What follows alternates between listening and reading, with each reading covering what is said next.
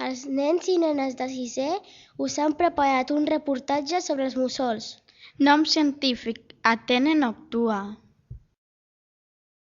Fa uns 25 centímetres de longitud. Té el cap gros, potes llargues i cua curta, com la majoria dels ocells.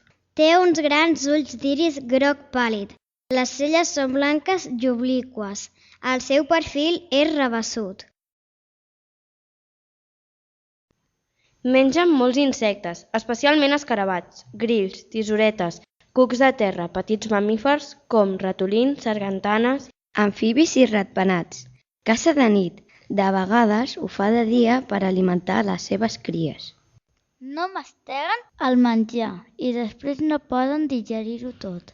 El que fan és treure el que no han digerit en forma de gagròpila.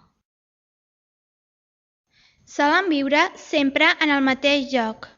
Viuen en parelles i defensen molt bé el seu territori de caça. N'hi ha de moltes espècies i per això podem trobar mussols en totes les parts del planeta, excepte els llocs extremadament freds com els casquets polars o els llocs extremadament calorosos com els deserts.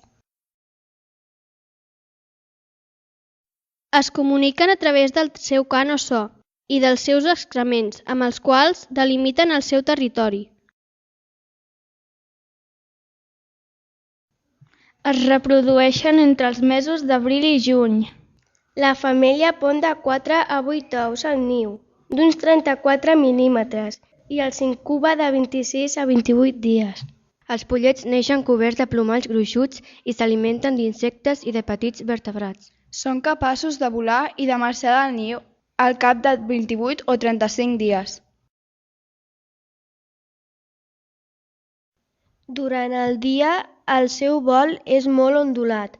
Aquest vol sinuós el pot ajudar a escapar de rapinyaires que el vulguin caçar. A la nit el seu vol és recte i a poca alçada. Els mussols, quan volen, no fan soroll, perquè tenen les plomes distribuïdes d'una forma especial i cobertes de cera. Tenen els ulls molt grans, més del doble de les aus de la mateixa mida, i els tenen situats, a diferència de la resta d'aus, de forma frontal. Això els serveix per poder caçar amb molta precisió.